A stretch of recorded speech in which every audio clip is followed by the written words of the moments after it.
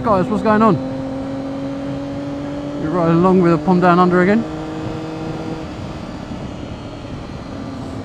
Let's go for another quick ride. See what's happening out and about. Yeah, I just wanted to do a little bit of a topic on 600s. Just want to know what your thoughts are, what ones you think are the best. Because in my opinion, I do love the Triumph.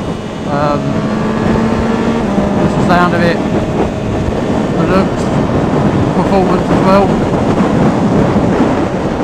I think it's all round the best 600 on the market. I've test ridden the GSXR 600. Found it a bit boring, because I always like to go on a bike with a massive smile on your face. But I think where it is so good at what he was doing, it was just a bit too good, you know what I mean? So it lost the excitement factor for me. Yeah, it did everything you'd want it to, just no smile. And for me, I've got to get on a bike and be in love with it, and just desperate to get back out on it every single time. So yeah, give me a few thoughts, tell me what you think.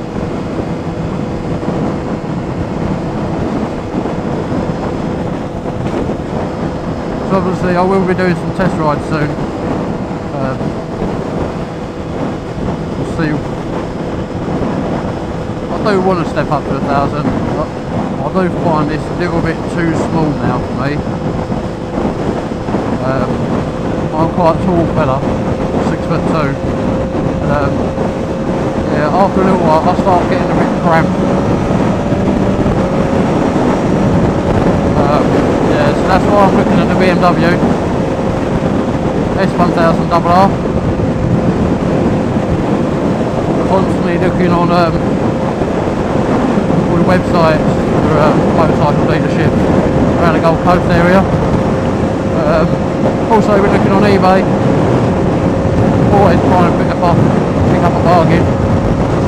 But I have noticed in the UK we seem to do a lot of stuff through eBay and Auto Trader, but it doesn't seem like much really. Oh, fuck's sake, why you put your foot down after? I fucking hate women drivers. What are you doing? Come on, get out of the way.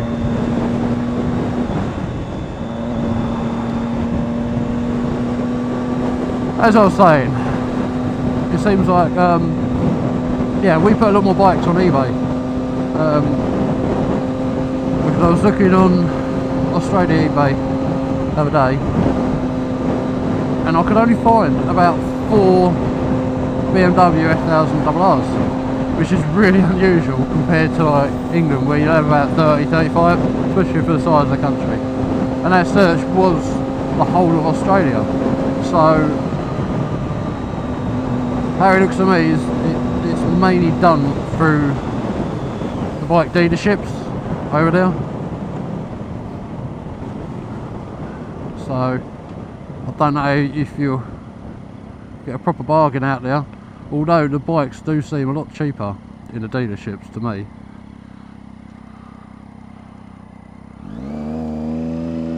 But then that's just me.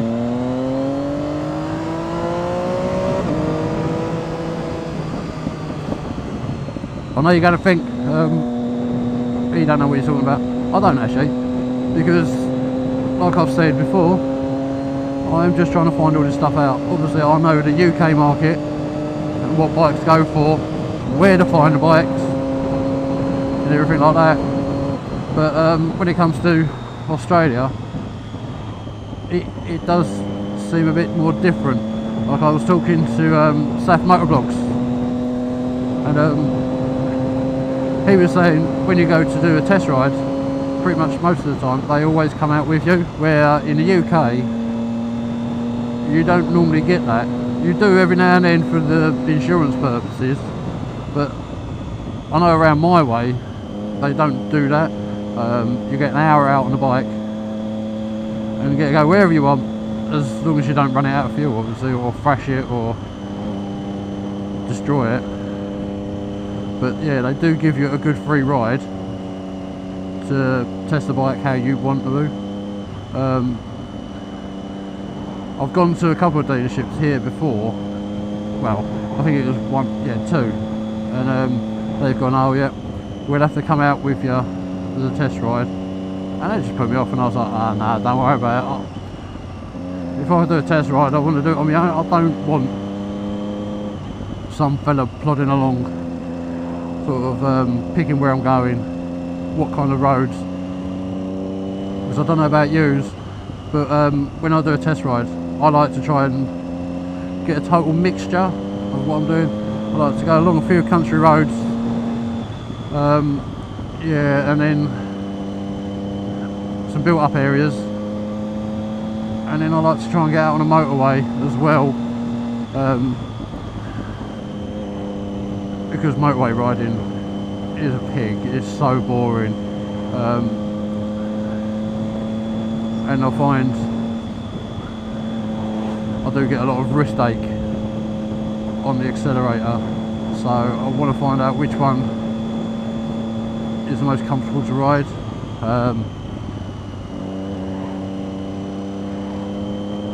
Yeah, I've been out on a Ducati 848. I'll probably go out on another one. I didn't like it at all. For me, I like a bike where you can ride it throughout the revs, and it's still happy to tick over. Where this is why the triple I find so easy to ride, because it's lovely going slowly and just as good as going fast. Yeah, and I found with the Ducati, because I was going down some country roads and I didn't actually know where I was just sort of out for a wander. So well, I don't know about you, but I generally take it a lot slower. Yeah, and it just felt like it wanted to stall all the time for me. So yeah, I didn't really get on with it. I found it was beautiful to look at. Sounded amazing with the two cans up underneath. I think it did have Akapovics on as well, or Apokovic, or however. Seems like everyone has a different way of saying it. Yeah, they did sound amazing. It was lovely, sort of driving through a village, and everyone sort of turned around looking at you. How many old grannies pointing, saying, "Oh, look at the cat here." But yeah, I did that. I done a CBR 1000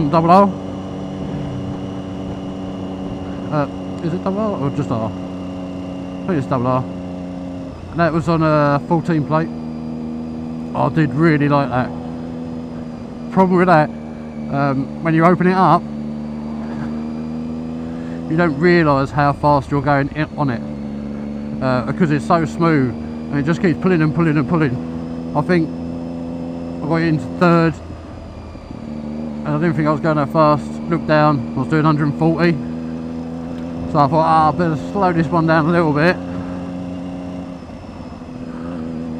because obviously with the Daytona, once I start going to about 140, 150, you do know you are going fast. I don't know if it's just where it might be a bit narrow for me, because I'm quite broad. You do get a bit of wind resistance. I have got a double bubble on this, but yeah, I do notice it quite a bit. Yeah, but the CBR, beautiful bike. Just weren't 100% sold on it, that's all, for me.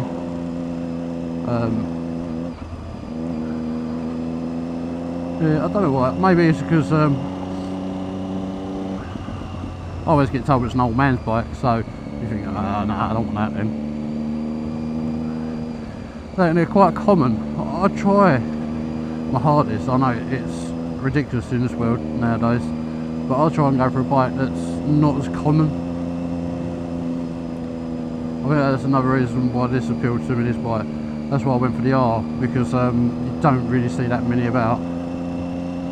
You do with the Street Triple, but not just the Daytona 675R.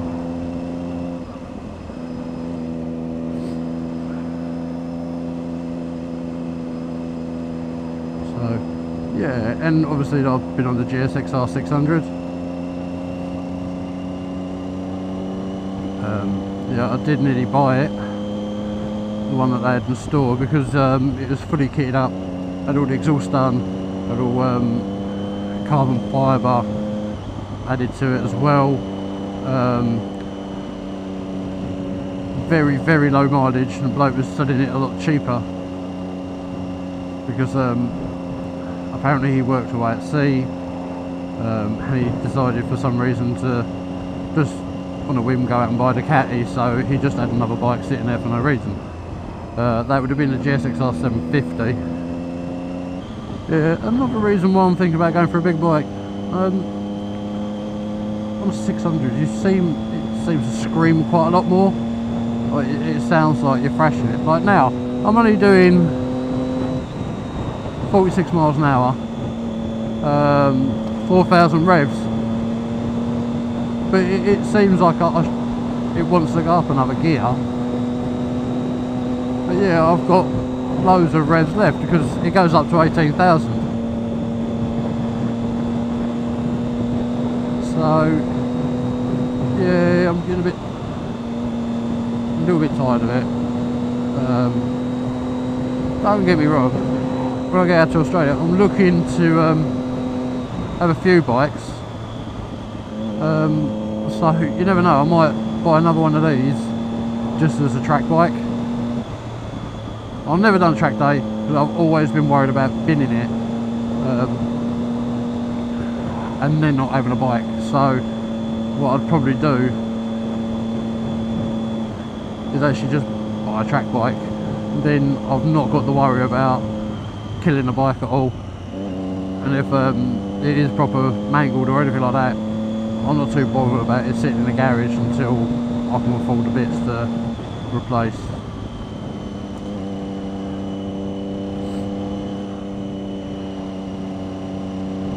So yeah, I don't know if you'd like to add some comments and give me some feedback what bikes you'd like, what ones you'd recommend, and what ones you'd like me to test ride when we finally get out there. Please do so. Yep, also I was chatting to, where are you going? Thanks for the indicating, dickhead. Yeah, I was also chatting to the Crazy Boot last night.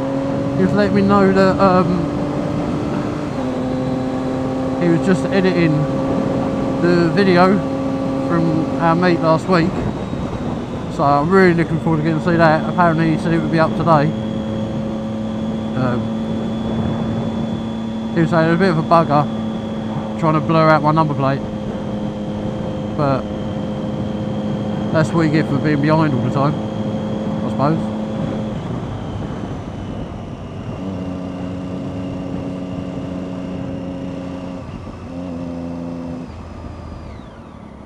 Yeah, he did offer me to ride his bike, but I don't have the thing. I'm not really a big fan of going on anyone else's bike. I probably will every now and then, but I don't sort of want to normally, because I'm always worried that if anything ever does happen, I know it won't probably, but if anything does happen, I don't want to be paying out for someone else's bike to be fixed. Yeah, because I know if someone broke my bike, yeah, I'd be like, oh yeah, it is, no worries, it's alright. But you know, deep down, you are going to be thinking, what a fucking prick. Why the fuck did I let you ride my bike? You're a cunt. You've killed it. I love that bike. You know what I mean? And if they do it, I still don't understand why people name their bikes. I I know quite a lot of people do. Obviously, you see like the likes of Adrian Nickelodeon calling his R1 Edwina. But yeah, it's not something I'd want to do, because for me, when it comes to like selling it or anything like that, some reason you've now got a personal attachment to that bike, and it's like trying to get rid of one of your children, or yeah, a limb or something. I think it's hard enough to want to get rid of a bike anyway, because unless you don't like the bike at all, and you do actually have a fond feeling for your bike, not saying sexual, I'm not saying go fuck it up the exhaust or anything like that, but yeah, you do get a large attachment to your bike. I think everyone does, but to name it as well, no, that's going a bit, it's like, oh, I don't want to get rid of her. I love my Sophie, or whatever you want to fucking call it, because I know no one can actually call their bike a bloke's name, because who's going to want to say, right, oh love, I'm just going out to ride Bob. Oh, what a sweet ride Bob was. Oh, he had so much poke in him. You know what I mean? You don't want to do that,